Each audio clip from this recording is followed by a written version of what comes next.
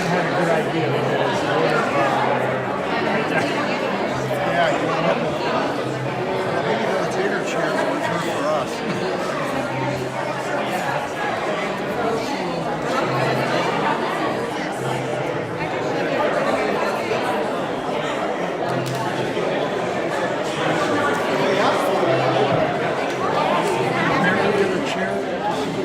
There is one chair over there, so.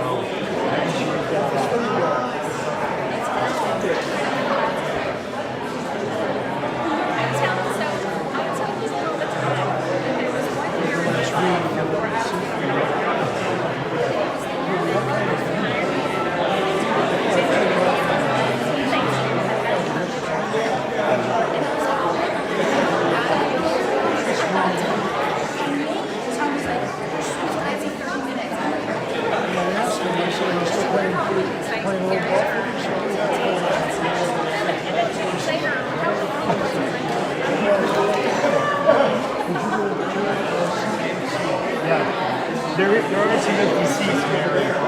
Yeah, I would go grab it. Right, to see where it is.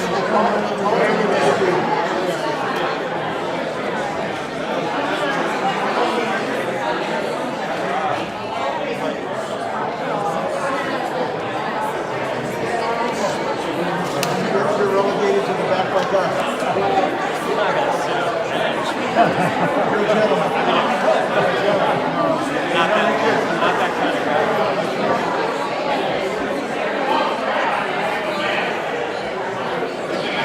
Just said, come back, make sure you guys are concentrating. Well, these two are killing around.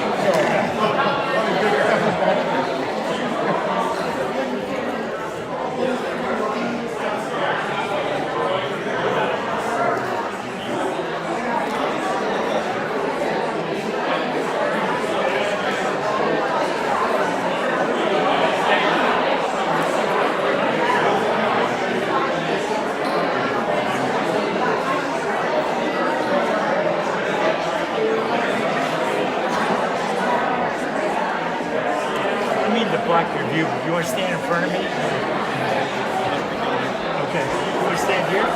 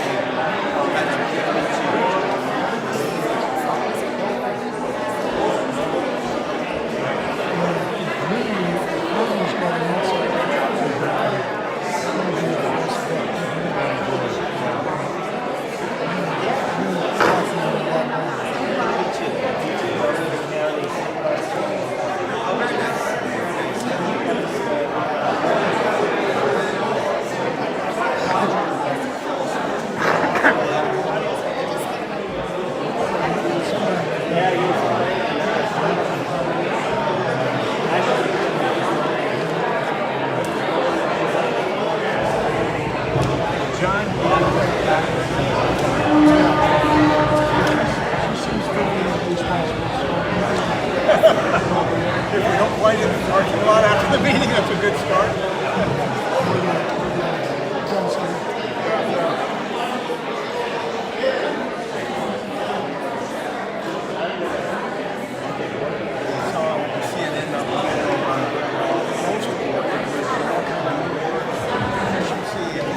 Good afternoon, Santa Cruz. How are we doing today? Thank you all for being here, your patience. We're so excited to welcome you. My name is Ruben Toyos, and I'm the Southern Arizona Director for Senator Gallego. It's so great to see community members, electeds. Thank you all for making your time to be here today. We're going to be starting the program shortly. Just a few things at the top. For Q&A, I'm going to go around. I'm going to hold the mic. You ask your question, and I'll pull back the mic. Please be mindful of time so we can get as many questions answered and you guys can hear directly from your senator. So, everyone sound good? Are you guys ready? All right, let's start the program. All right, it's my honor to introduce Abigail, who's going to be doing the national anthem for us.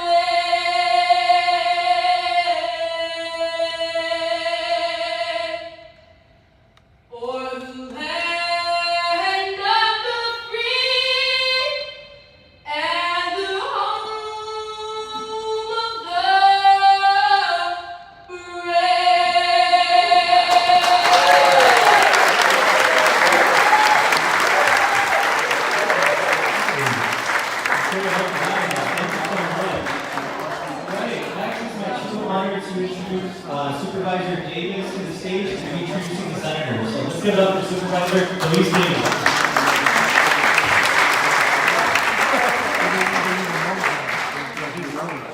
Good afternoon, everyone. Buenas tardes. It is an honor to welcome you to the Santa Cruz County Manitou Courthouse for this important town hall. This first town hall for Senator Gallego, and we hope it's going to be the first one of many more to come. My name is Luis Davis. I'm the Santa Cruz County Supervisor for District 1. It's an honor and a privilege to serve Santa Cruz County and this border community. I sincerely thank everyone who took the time to join us today. Public service is about one simple and important principle: showing up to the people we represent. Our communities deserve elected officials who listen, understand the challenges families face, and willing to come directly to the people, not just speak from Washington, D.C. or from behind the desk, but sit down with residents and address their concerns firsthand. That is why today matters. Senator Gallego brings a remarkable story of perseverance, service, and dedication to his community and country. He was born to the son of immigrants from Colombia and Mexico, and was raised by a single mother. He worked various jobs, including at a pizza restaurant, on construction sites, and a meat packing plant. He was the first in his family to attend college and graduated from Harvard University. He served our country as a U.S. Marine before dedicating himself to public service in the Arizona House of Representatives, the U.S. House of Representatives, and now the United States Senate. So, Senator, on behalf of the people of this border community, welcome to Nogales, welcome to Santa Cruz County. Thank you for being here, for listening, and for making yourself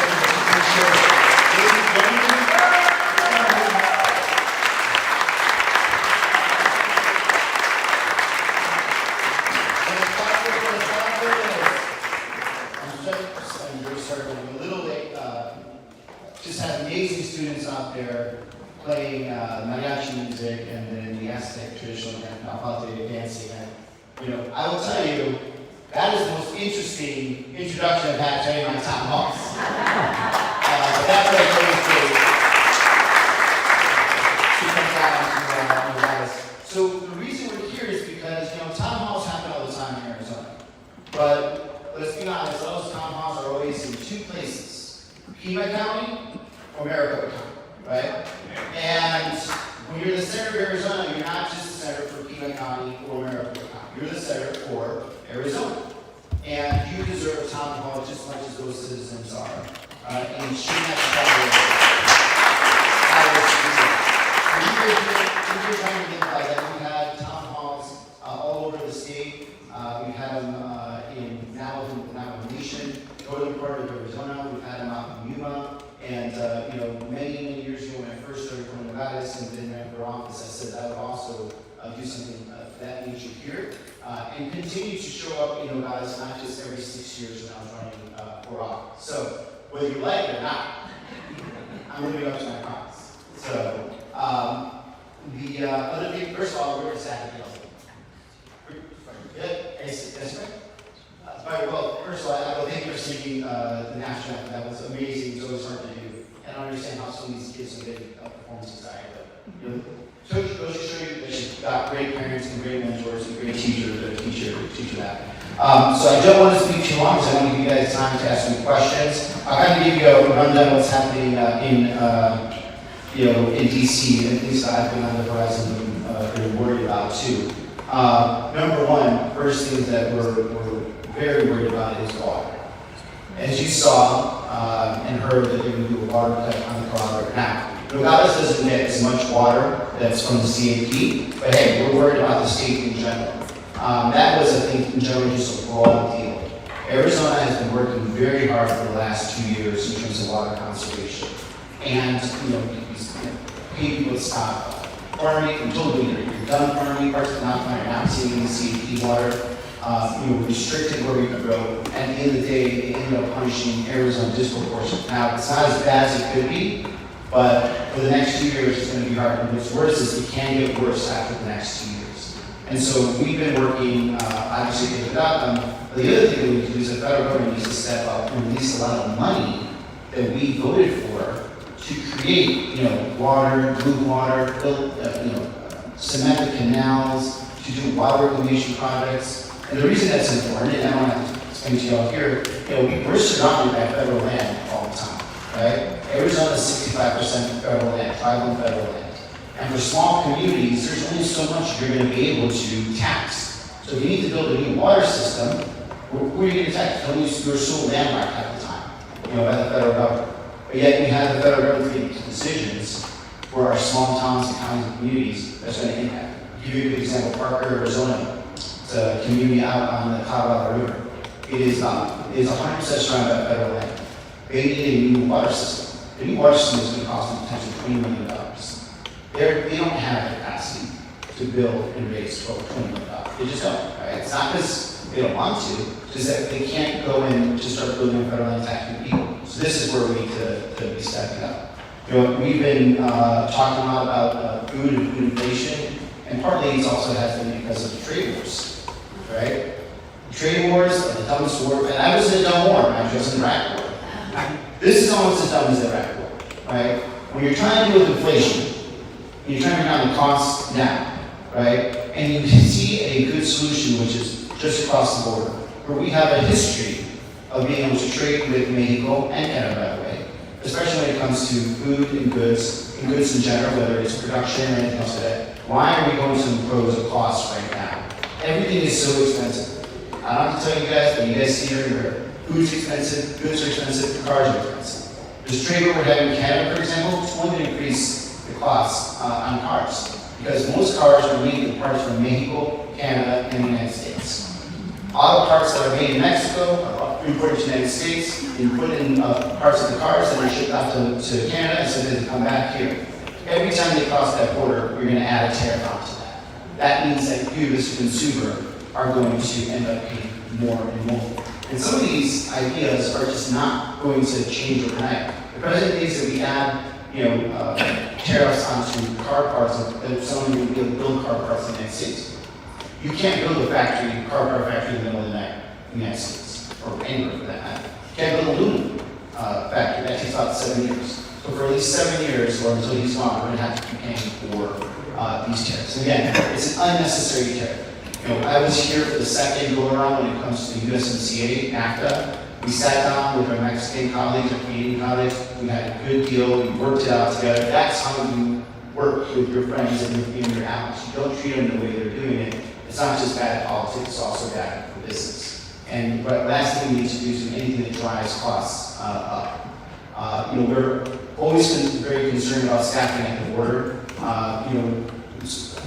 It's one thing for us to be hiring as many, border patrol officers as possible. I am very happy that the border is under control. Let's be clear about that. But I also want us to have quicker hiring for customs officers, right? Because if we had more customs officers, that means that those cases will move faster, and we can track everything faster too. So we get safety and we get business at the same time. So, lastly, just something that's really relevant here to Santa Cruz County.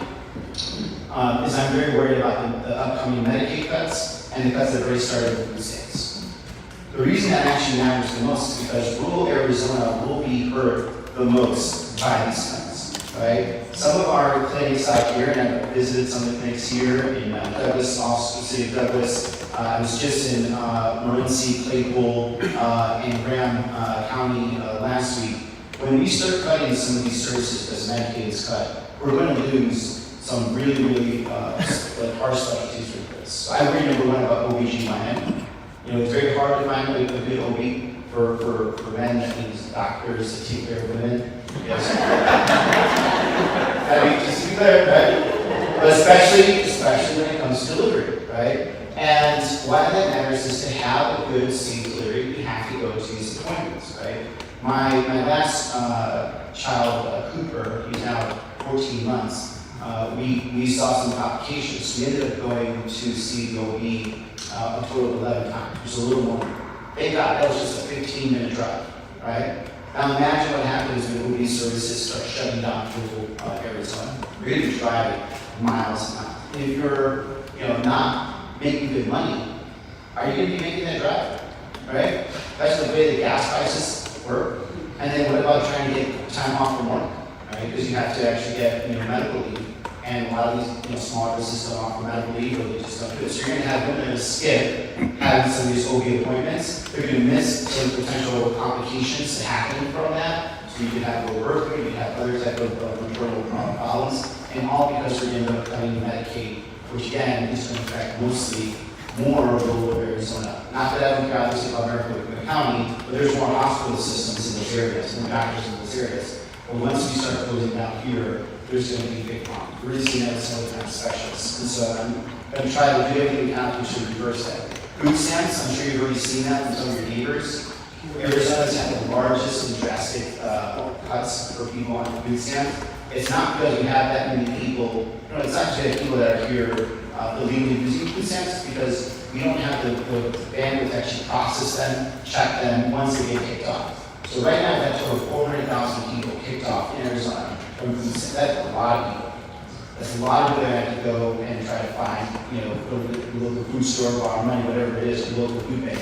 And it's only going to get worse because the restrictions actually start post-election. Coincidentally, all these things that were decided to cut all start post-election in November 2026. Just a coincidence. But we're going to continue to obviously monitor that. And of course, for the issues straight to Nevada, we're here to be supportive.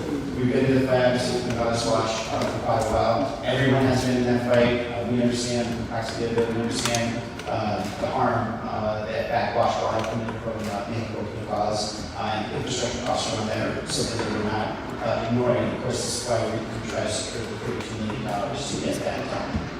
And with that, we're going to open up to any questions. Jordan, oh yes, Jordan is going to run to you the mic. Okay, my other ground rule is, my son gets off of his after-school care at 5:55 in Phoenix. Okay, so if you see me running out, it's time because you guys actually had any hard questions. Because like I committed to picking my son up from aftercare, and I don't want him to be that little kid that sits on the curb with the teacher. You know what I'm talking about? We've all done it, right? Yes. I don't want to be that guy. Okay, so if you see me running out, it's just I want to stick to that schedule because I'm driving back up to Phoenix today. But that will work. You can also ask questions in Spanish, and I can also answer in Spanish or English, whatever you prefer. I can do both, so feel free to do that. Si usted quiere dar una pregunta en español, o puede ser en español también, puede dar una respuesta en español si quiere, o puede ser la pregunta en español y puede dar la respuesta en inglés, nada más dime lo que usted prefiere. Muchas gracias. You look like you're Fontes. Are you related to Fontes by chance? You and the guy that people like that. Yeah. No, it's two. There's no Fontes. He is. Two, okay. Uno es el primo. Okay. Ah, qué bueno. Let's go over the questions. Jordan? All right, Senator, you have a question right over here. Yeah. Hi, my name is Amy Taylor, and I'm the CEO for Monte Costa Community Health Center. Okay. Just want to thank you for your words about OBGYN. We lose about $2.9 million a year on providing rural OBGYN services, so you're speaking to us, it matters. And I also just really quickly want to raise the issue of graduate medical education in rural places. We are developing a family medicine residency program, so your support of that is appreciated as well. And thank you for the funding you gave us for our maternal child health center. No, it's my pleasure, and it's a perfect request, by the way, you guys did that.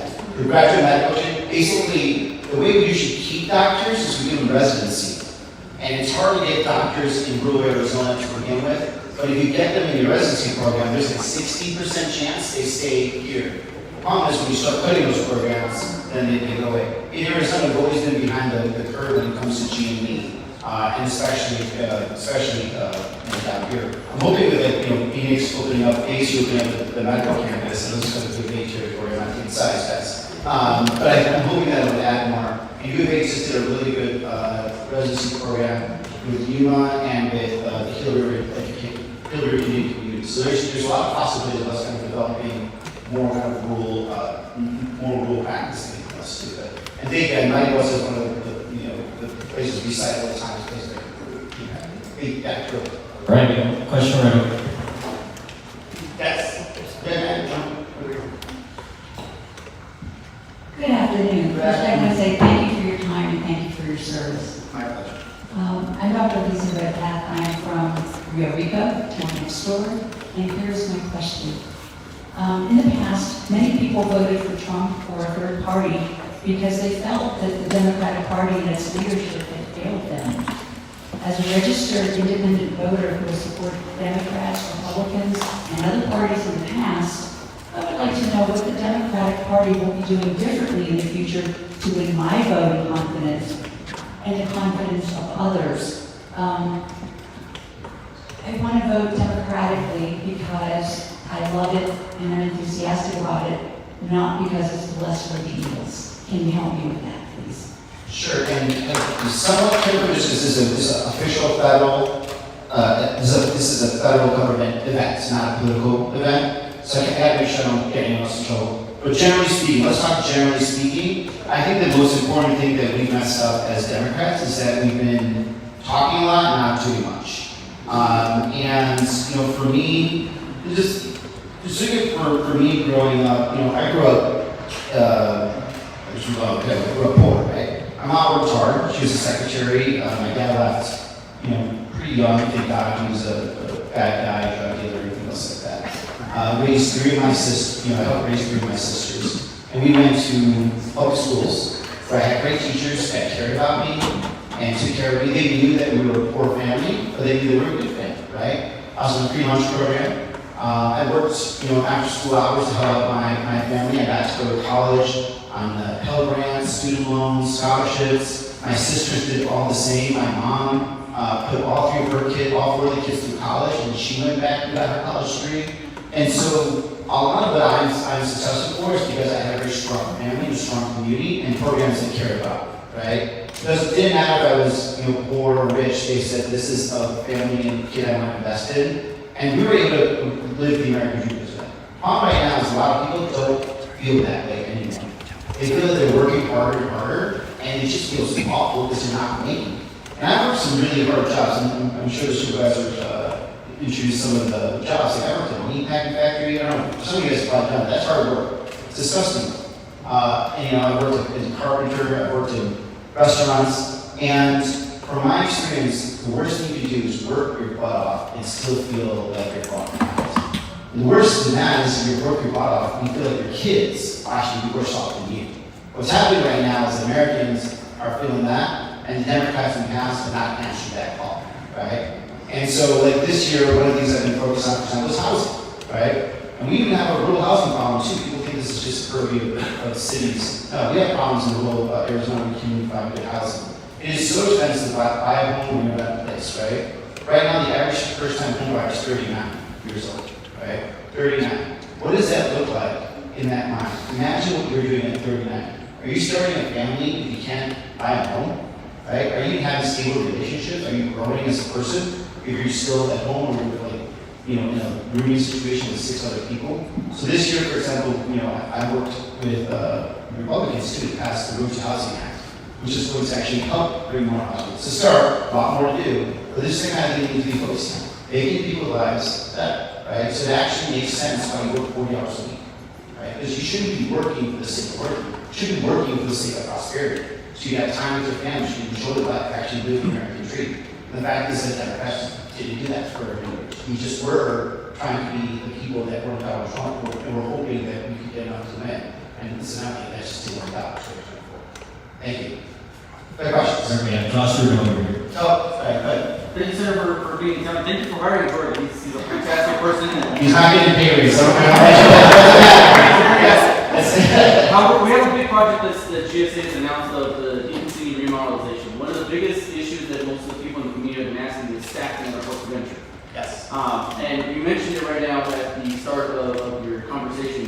What path and what direction do you see we can get to update the staffing model at our ports of entry to be able to adequate today's mission and today's needs? I mean, I wish we would have the same urgency that we had with hiring ICE agents to do that for customs officers, right? I mean, like that's number one. Number two, coming in 2028, when a lot of these officers, ICE officers are going to get fired, because there just is going to be the demand for it, then move them down to customs if they want a job in customs. But some of the things that I worked on in terms of customs, it's like, number one, why is it that we still have one of the few portions of the federal government where you still have a polygraph test for customs officers? FBI doesn't have a polygraph test for their FBI officers, but you need an FBI officer to administer the polygraph test to a customs officer. And if you fail, then you're also knocked out from any other federal position, right? So that's right there, that's stopping a lot of people from even applying to customs. And so you're missing that.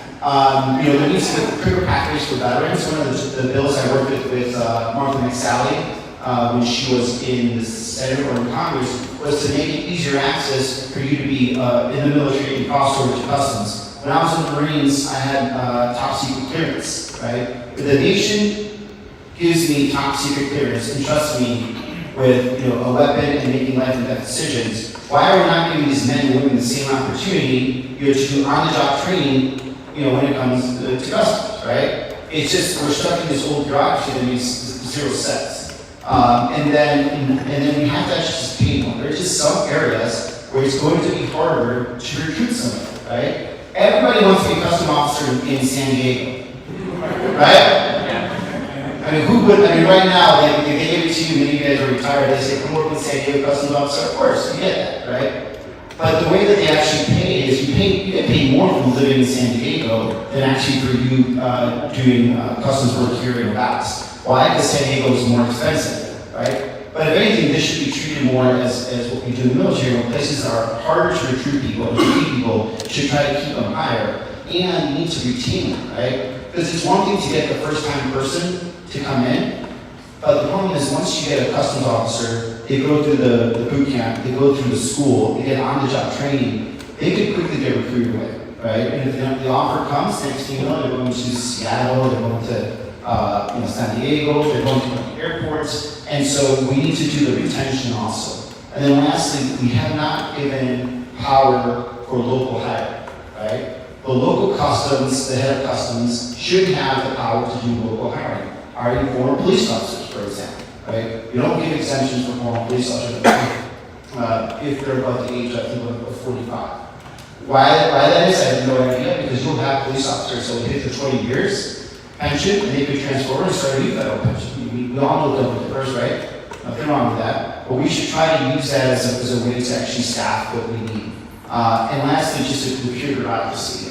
I don't understand why we don't trust DHS to build their own facilities, because of their own facilities, and we still rely on GSA, right? So I've been trying to get that forever, but like what happens with government is like everyone gets a little fiefdom, and they don't want to give that away. There's no reason GSA should be responsible for building customs. It's not even the purview, right?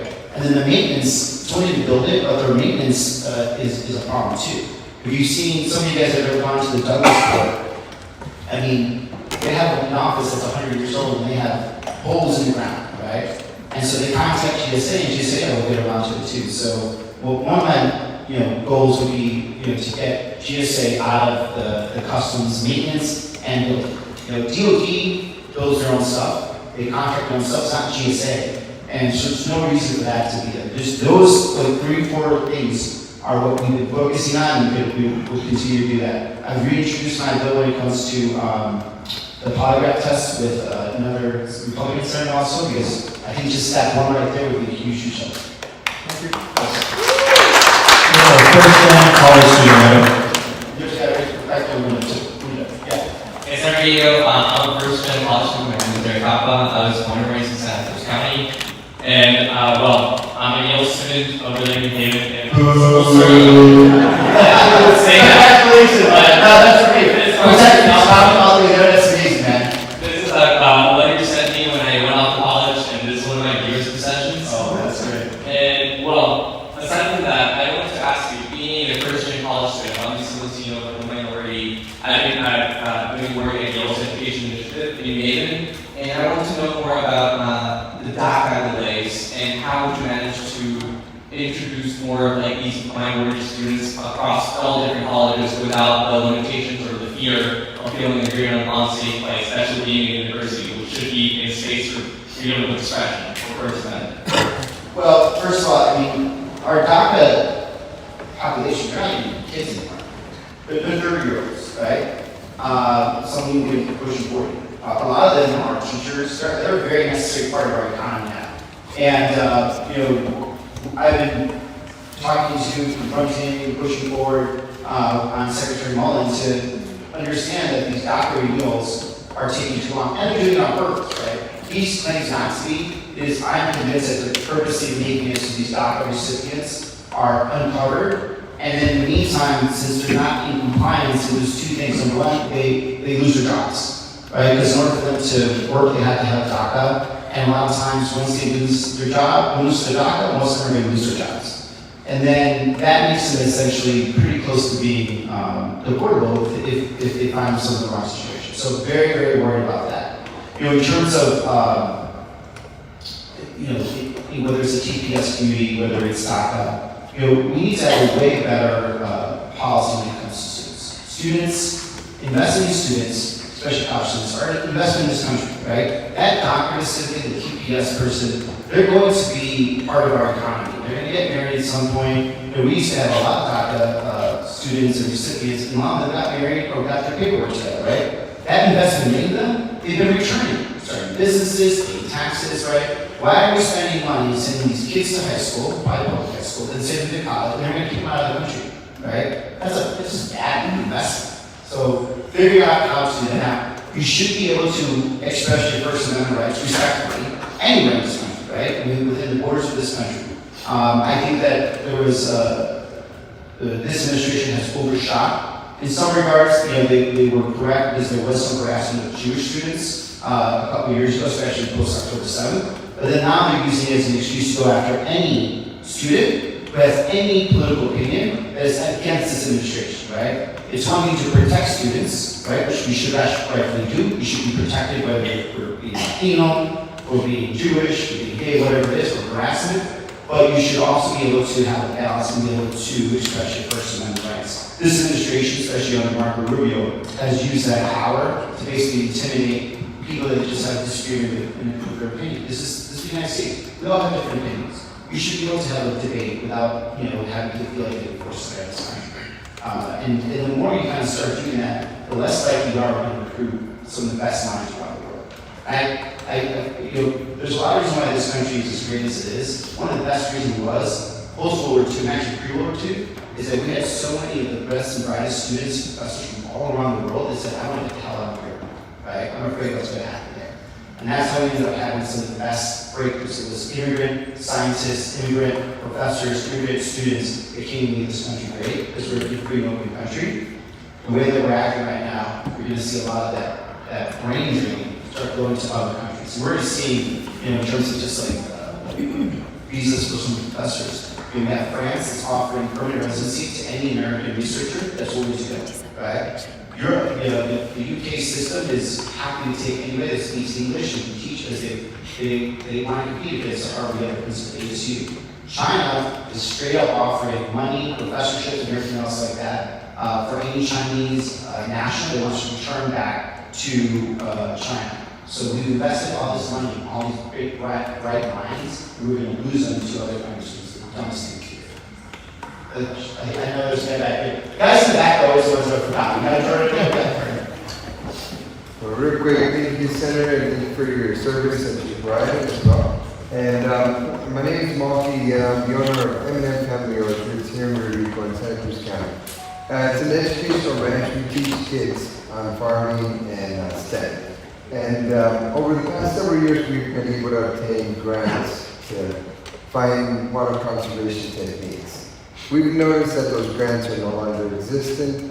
What are you doing to help small businesses like myself, the businesses from our area for water conservation, to teach the children how to conserve water? I mean, we can go as far as we can, but at the end of the day, having a farm, you do need water. Being a firefighter, you use water. Water is a big thing for this area globally, but we got to find techniques, ways to save on water.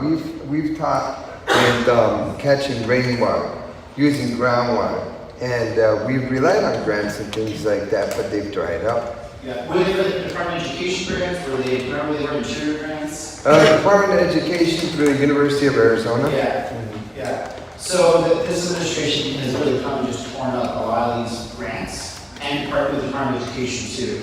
And number one, their thesis is there shouldn't be Department of Education, right? The problem is Department of Education is actually more important in places like rural America than not, right? Because those types of grants go a lot further here than anywhere else. The other thing is, like, in the request to kind of get rid of DEI, they kind of like wrapped in a lot of things that really aren't DEI, right? And like when the Doge guys, remember that? Anonymous people? They hired a bunch of like 22-year-old college grads with, I guarantee you none of them have ever been in a Baptist, right? Or on a farm, or on a water conservation. They use a lot of stupid methods to figure out what should be cut versus not cut.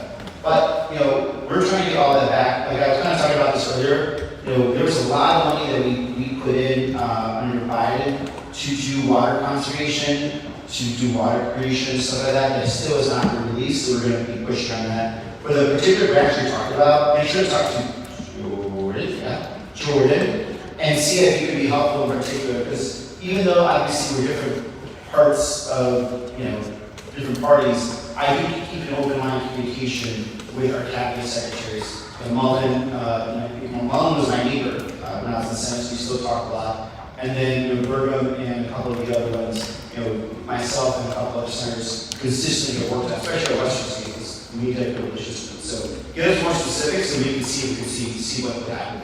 Thank you. Yes, Yes. Thank you. Senator, thanks for my name is Jerry Black, and I'm here today representing the Santa Valley Citizen Council from the northern part of the county. The Border Patrol apparently has done a great job at the border, as you are well aware. Yes. They've done a great job, and we certainly support that. However, at the same time, we noticed that they have committed between $50 and $100 million to build a new permanent compound up on I-19. Is that too much for the? Yeah, that's part of the county.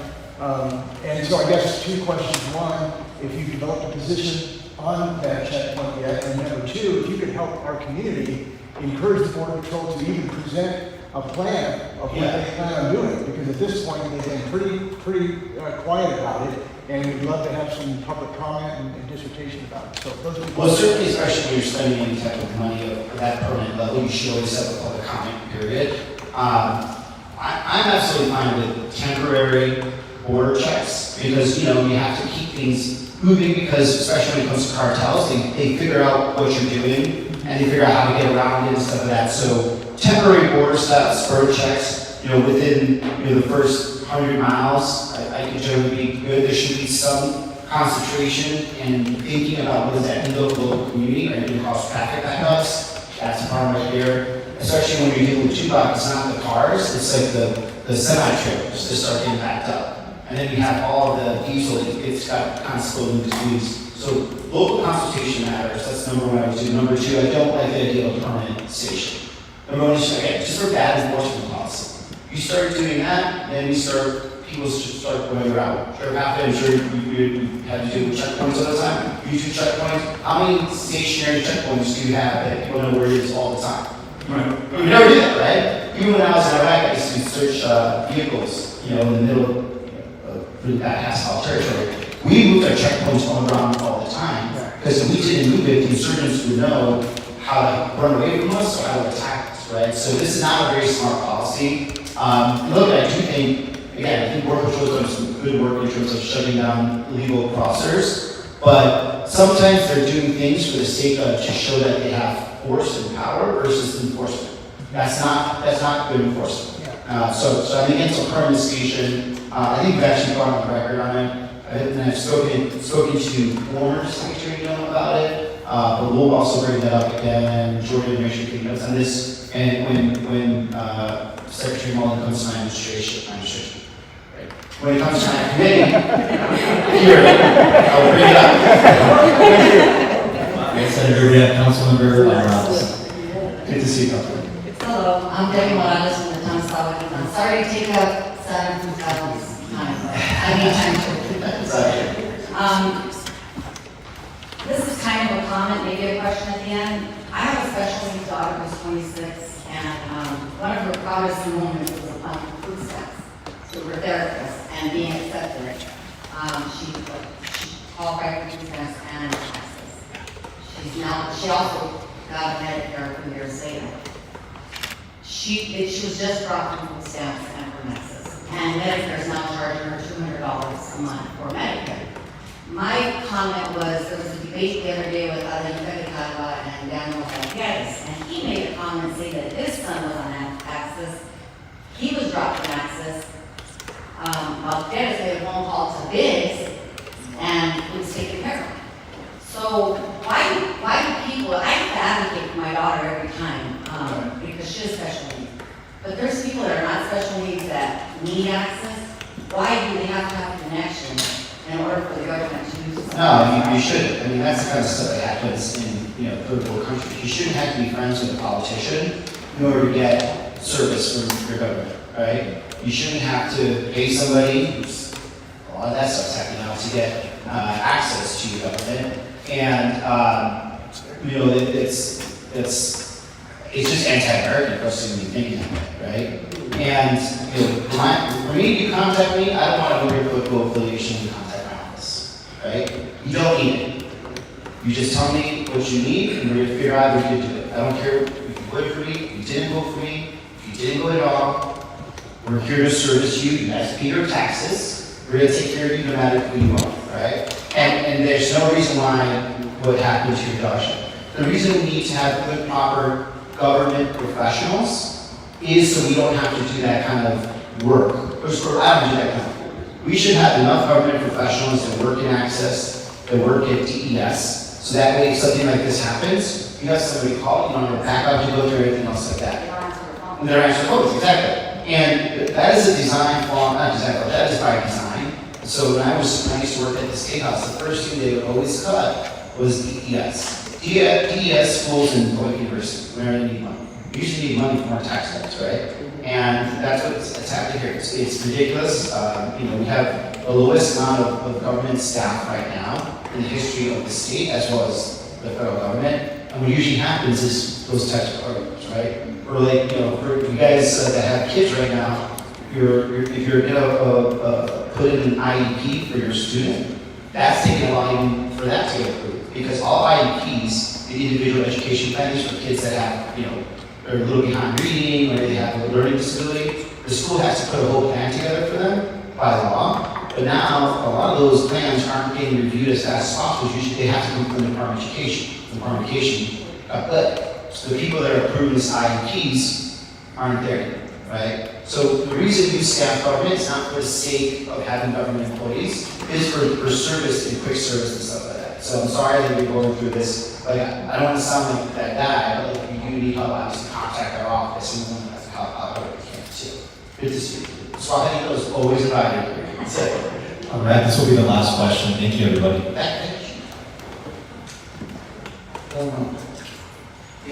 afternoon, sir. Thank you for your time coming here. And good to hear a politician that actually comes out here to this community. So, I didn't say this before. I was wondering,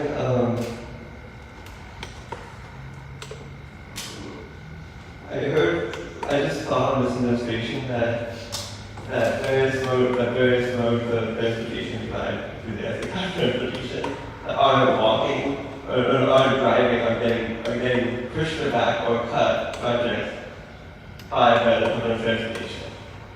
So Philadelphia has called bike lanes DEI and transit DEI, and I was wondering what can be done about these projects because not everybody has a car in rural areas.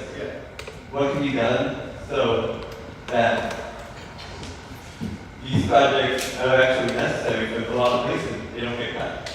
Well, what we have to do, so basically what used to happen is that we would kind of anticipate that whoever was in charge would believe in multimodal transportation, right? They're like, not everybody walks, not everybody drives, not everyone has a car, everyone's not cool, right?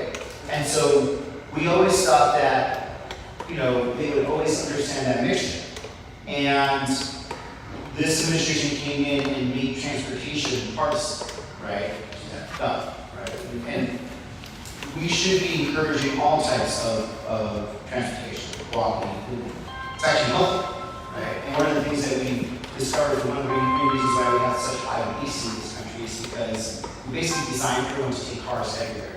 Instead of making it easier for people to have sidewalks, have pathways and stuff like that. So going into the future, whenever we pass laws, we're going to be very specific that X amount has to be for bike, for walking, things of that nature. Also it's important for you to work with your local community, because a lot of times the local community gets money from the federal government, but doesn't necessarily, if they don't get it back from the federal government, they're going to use it for whatever is the easiest to do.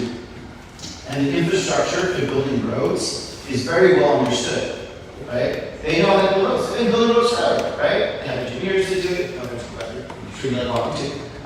There's a lot of ways, but there's a mentality is, if you see the world and there's a bunch of nails, then you just keep using the hammer, right?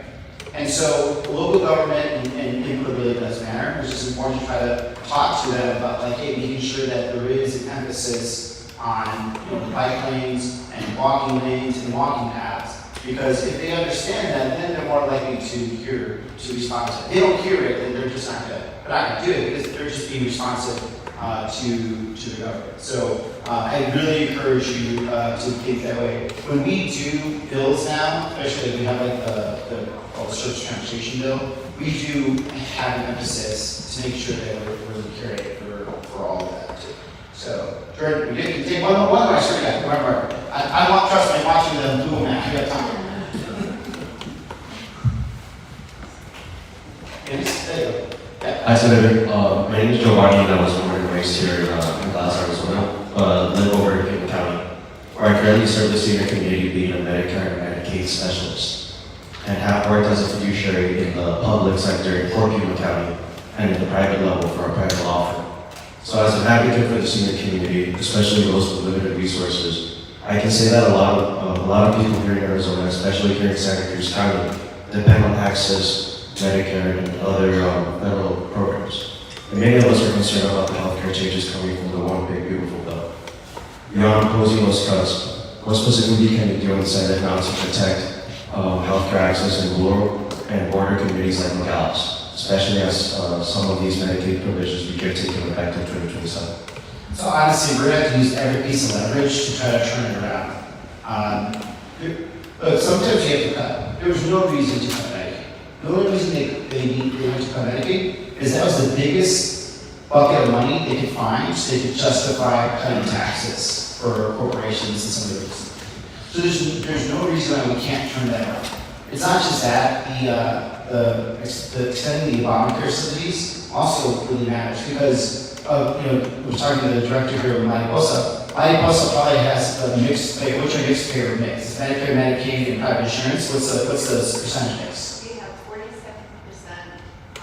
Medicaid. Yeah. 37% Medicare. And then We private. have our sliding fee discount program Yep. also, so people can receive Cash. nominal rates, $0 to $50. Okay.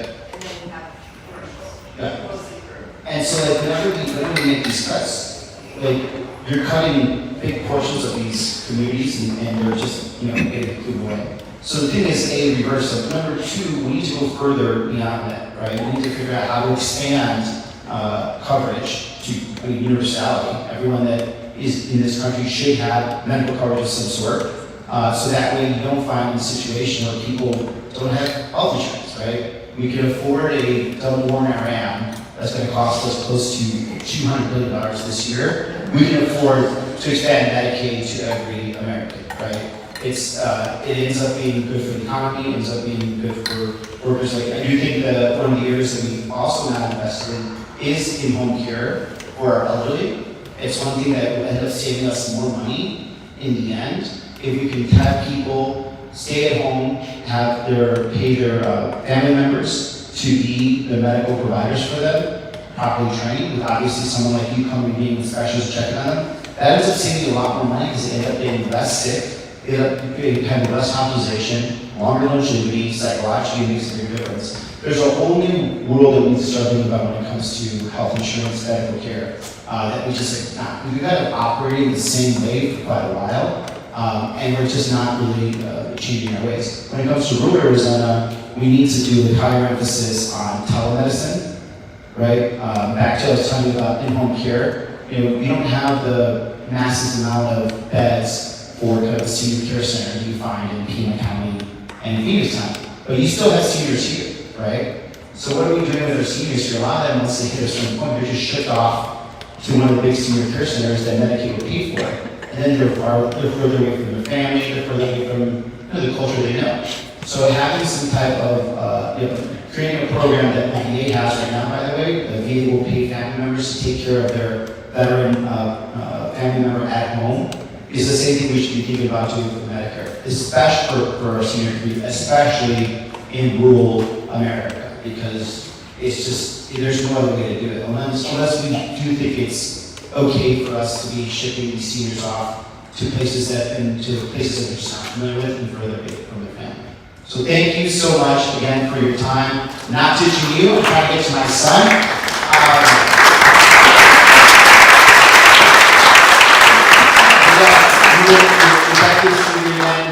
Do not worry about that. And of course, if you get to DC, please feel free to come by my office. Everyone from Santa Cruz comes to my office. I swear to God, I see you all, and I love it. So don't hesitate to contact our office about anything. We also have roaming office hours, where Jordan will bring staff down here, and we'll sit down and we'll publicize it and everything else like that. Or you can come and talk to us if you have problems with the VA, if you have problems with the retirement, IRS, border stuff, whatever. Just be on the lookout for those roaming office hours. You should have once a month, right? about once a month, and then just get us there. Tell us how to be helpful to you. We're here to be of service to you. Thank you guys so much, and please hang in. Gracias.